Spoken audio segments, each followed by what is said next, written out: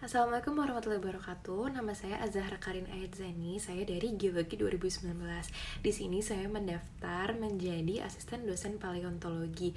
Kenapa saya mendaftar? Karena pertama saya menyukai mata kuliah paleontologi, yang kedua saya juga suka untuk mengajar, yang ketiga juga saya merupakan sosok yang kreatif sehingga nantinya saya tentunya akan memiliki banyak cara dalam mengajari para praktikan dan membantu para praktikan dalam praktikum paleontologi nantinya.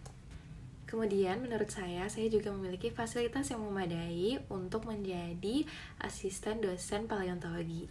Maka dari itu, jika saya terpilih menjadi salah satu asisten dosen paleontologi, saya akan berkontribusi dengan sangat baik. Berikut video pemaparan mengenai gastropoda yang telah saya buat. Selamat menonton. Halo semuanya, kali ini kita akan belajar mengenai salah satu kelas dari phylum Mollusca, yaitu gastropoda. Nah, sebelumnya udah ada yang tahu belum tentang Mollusca? Nah, Mollusca adalah salah satu phylum yang akan kita pelajari pada mata kuliah ini.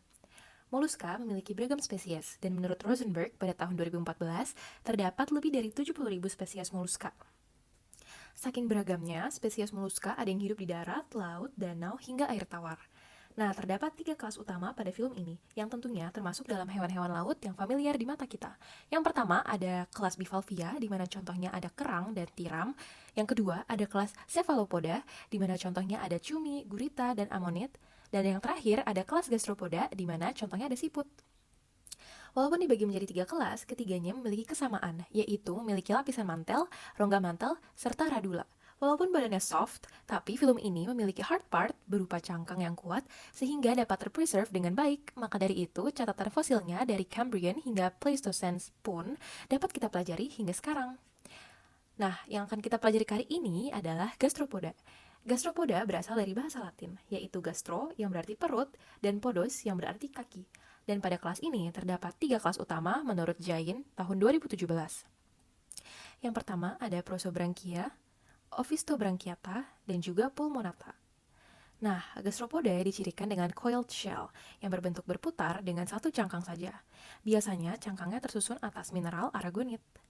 Nah, untuk morfologi yang perlu kita ketahui ada beberapa, termasuk yang pertama ada apex, yaitu ujung cangkang, di mana cangkang mulai berputar. Kedua ada anterior, yaitu bagian depan cangkang. Kemudian ada aperture, yaitu bagian yang bolong atau bukaan yang merupakan tempat keluar masuknya tubuh dari cangkang. Keempat ada columella, yaitu pilar yang berada di tengah-tengah cangkang. Kemudian juga ada sutur, yaitu garis-garis yang menandakan overlapping pada cangkang yang membedakan antar putaran pada cangkang. Karena dalam bahasa Inggris, sutur merupakan jahitan, sehingga nanti bisa dilihat kalau misalkan sutur itu berupa garis. Kemudian ada juga sutural ramp atau kemiringan. Kemudian ada spire, yaitu whirl of shell growth. Spire ini bisa mencakup apex hingga putaran terakhir, yang kemudian diteruskan dengan body whirl. Pada gastropoda, bentuk cangkangnya beragam. Berikut contoh-contoh bentuk cangkang gastropoda yang saya kutip dari Jain 2017. Cangkangnya juga memiliki tipe perputaran yang dibagi menjadi 3. Ada planispiral, konispiral, dan pseudoplanispiral. Serta kita bisa menentukan apakah perputaran dari cangkangnya ke kiri yang disebut sinistral ataupun ke kanan yang disebut dekstral. Nah, gastropoda memiliki beberapa ciri yang bisa kita kenali. Untuk lebih jelasnya, mari kita pelajari dengan sampel yang ada. Sampel ini dapat kita amati melalui sudut pandang ventral, dorsal, maupun periferal. Nah, yang pertama, pada sudut pandang ventral, kita dapat melihat adanya aperture atau bukaan tempat di mana badan soft partnya dari fosil ini bisa keluar ataupun masuk. Nah, namun aperture-nya di sini terlihat sudah terisi oleh mineral karena adanya proses pemfosilan. Kemudian kita juga dapat melihat adanya growth lines, yaitu tanda-tanda garis di mana cangkang ini mengalami pertumbuhan. Kemudian kita ke sudut pandang dorsal, di mana merupakan kebalikan dari sudut pandang ventral.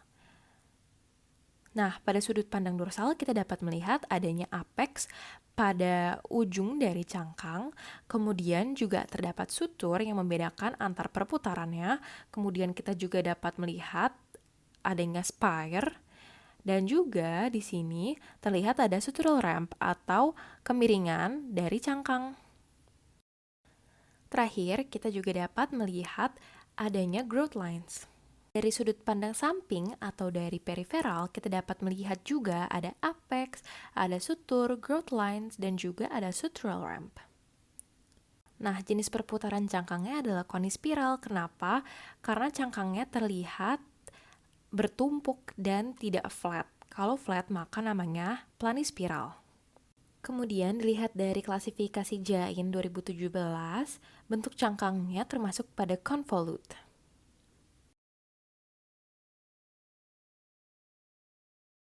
Kemudian, karena perputaran cangkang ini ke kanan, maka karakteristik dari cangkang ini adalah dextral. Sekian pemaparan materi dari saya mengenai film Mollusca. Semoga bermanfaat dan semoga Pak Suki berkenan untuk menerima saya menjadi asisten dosen paleontologi. Sekian dari saya, terima kasih. Wassalamualaikum warahmatullahi wabarakatuh.